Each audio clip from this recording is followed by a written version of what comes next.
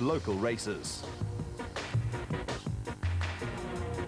Race day proceedings were topped by rounds 9 and 10 of this year's South African Production Car Championship, with the ultra-fast circuit demanding specific tactics. We asked Audi's Melville Priest about the art of slipstreaming.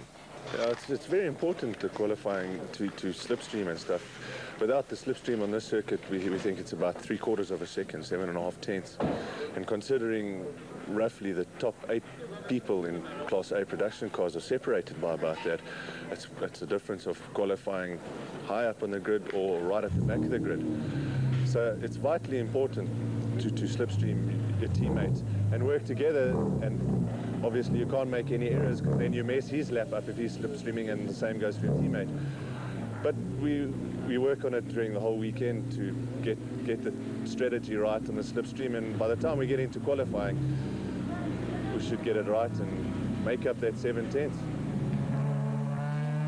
BMW's Anthony Taylor dominated the qualifying proceedings. Anthony Taylor, a double pole again. Championship is tight between yourself and Leroy. Leroy pretty close, but I think in this kind of weather conditions you may have other problems. Yeah, Sash, you know, coming into the race I was only 1 point ahead of Leroy, and fortunately for pole you do get points, so I've opened up the gap now slightly more. However, the weather is cold. At least it's not raining yet. I think if it starts raining, Audis will become a threat.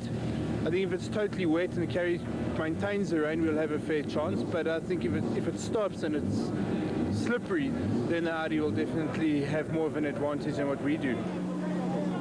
Leroy, tough weather conditions is going to be a real bun fight out there. Oh, definitely. Sasha, the track is so slippery, you can't even describe how bad it is at the moment.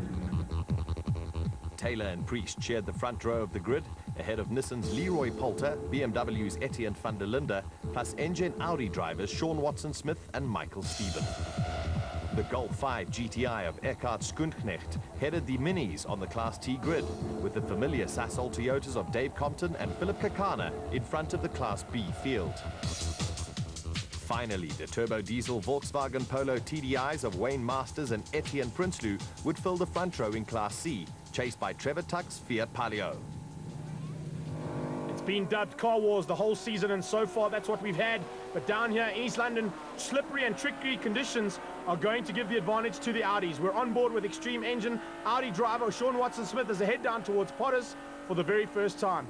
Potters corner's taken it close to 240 kilometers an hour. They foot flat through there, and in 6th gear heading down towards Rifle now, and it looks as if it's a great start from Melville Priest. Class T being held at the moment by Werberski, and it looks like Philip Kakana is leading B, with Tiens Elof up there in Class C.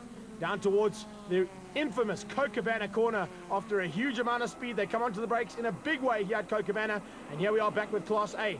Right on the leader's tail, it's Anthony Taylor. Then it looks like it's Michael Stephen with Johan Fourie all over the back of him, and Etienne van der Linde battling with Leroy Poulter. Poulter's been the man to watch the entire season. Oh, he gets it a bit sideways.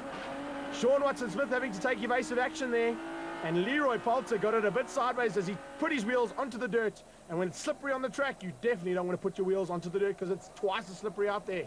At the moment, it's Melville Priest leading, then it's Anthony Taylor. Johan Fourie up to 3rd spot now. So the two teammates there sandwiching Taylor as we look back at the battle between Michael Stephen, and look at that, that's Leroy Poulter back and running. He's managed to hang on to that car and get it back on the circuit as quickly as possible. He's got Richard Rutz in the Bosel car right behind him, and then it's the other two Sasol Nissans behind him, and that of course is Formato and Chopsapuka.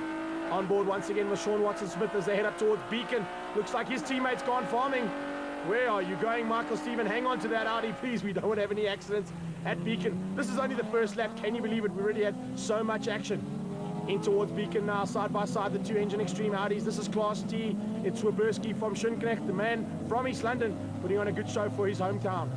In Class B, it looks like it is Dave Compton, and in Class C, look at that, Trevor Tuck's up there into first, just ahead of Prinsloo and Masters. Then comes Tiens Elof, and then it's the Mercedes-Benz there of Hector North, as the rest of the Class C field stream through back onto the main straight to complete another lap. And look at this, the rain is pouring down now. Windscreen wipers working overtime, and we thought tricky conditions were out there at the moment. We are now in for some seriously tricky stuff as they head down on the B straight. This is Class A. Anthony Taylor under pressure from Johan Fourie. Fourie up the inside. Well, a great bit of driving there from Johan Fourie using the Quattro system on that A4, and he gets ahead of Anthony Taylor. Taylor's got a handful of 330i BMW there. That Castrol car having a big workout from Anthony Taylor. His teammate Van der Linde just ahead of Sean Watson-Smith. Then comes the second of the Engine Extreme Audis. That's Michael Stephen battling hard with the other two Sassel Nissan 350Zs there of Formato and Sapuka. Pressure coming at the back here as well from Sapuka. He really is pushing hard as we wait for Class T to come through. Well, it's now Western in front, Castrol Mini leading the Caltex Havilland GTI of Eckhart Schönknecht. Back to Class A, and this is where the battle's starting to rage here. Michael Stephen under big pressure. Look at that, Stephen Morris up the inside of Richard Ritson, gets through. The Finter Parts BMW driver gets past, and a good bit of driving there from him. Class C raging on as per usual. The two turbo diesel polos of Wayne Masters and Etienne Prinsloo fighting with Tuck and Yellow in the Fiat Palios. Then we've got Hector North in the Mercedes-Benz, John Kruger in the Ford, followed by Donny van Niekerk, and getting it wrong is Robbie Frias. Gets it sideways. Very difficult to hang on to these cars in the tricky conditions. Imagine what it's like to hang on to a big car in Class A, and that's exactly what we see right now as the two teammates, different colors on the cars, but they are running under Vic Maharaj Motorsport. It's good to see the Audi's back up front and challenging for the lead once again. On board with Gary Formato this time. Where is Michael Stephen going? He's put it onto the dirt somewhere, and hopefully that Quattro system is going to keep him running. But Formato is going to make up for lost ground. As we see in the background, it's Richard Rutz in his tail in the Bosel car. Robbie Malinka coming under braking for Kokobana, and he's got it wrong as well. Not easy to control here in these very treacherous conditions. Malinka fortunately keeping it on all four wheels this time. Oh, we got a new leader. Faria's got to the front. He's ahead of Melville Priest, and he's hanging on for dear life. Melville Priest wants right back at him as they go through Rifle. That's at about 250 kilometers an hour. Really pushing it to the limit. Windscreen wipers working on Farie's car. The MD Transport car ahead of the Four Rings Driver Academy car there of Melville Priest. And they're coming in amongst the back markers. This is where it's going to count. This is also a good overtaking maneuver here for the Class T. Eckhart Schönknecht gets it wrong. He's trying to make up for lost ground on that Class B car ahead of him, and he gets it completely wrong in the Caltex Havilland GTI. Final lap, you can see Schönknecht is back on the circuit, but way down. And it's going to be Johan Fourie who's going to take the win ahead of Melville Priest as we go on board with Anthony Taylor now under some last-minute pressure here from Sean Watson-Smith. Watson-Smith all over the back of him, and he's giving him a little bit of a nudge. Yep, he gave him a nudge, and that's going to put Watson-Smith into third, Taylor into the wall. What a problem there. There's going to be hassles about that, I'm sure. Last-minute maneuver there from Sean Watson-Smith puts him to third on the podium. But it's the Vic Maharaj boys that take 1 and 2. Fourie ahead of Melville Priest, Sean Watson-Smith in third. It was an Audi 1-2-3, while a justifiably indignant Anthony Taylor had to settle for a low point-scoring 7th place in his BMW. Castrol Mini Cooper S driver Clint Weston and Garth Waberski dominated Class T, with Dave Compton's Toyota and the Fiat Stilo Abarth of Marco de Cunha at the front of Class B. Etienne Prinsloo won Class C, leading the similar Polo TDI of Wayne Masters and the Fiat Palio of Trevor Tuck. We asked Johan Fourie about his first victory for Audi.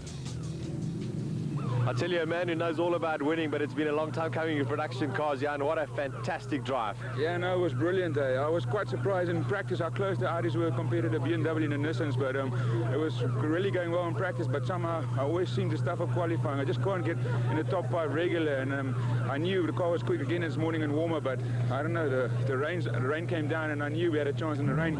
I got a brilliant start. I think I passed 4 people, and then went straight into 4th, passed the Audi into 3rd, and then I think I was a lap behind Anthony. And then I chased down Melville, and then I managed to get past him and then open a little gap. So I'm happy, I'm excited. You must be a very happy man. It's good to be back on top of the podium, I'm sure, as they come down.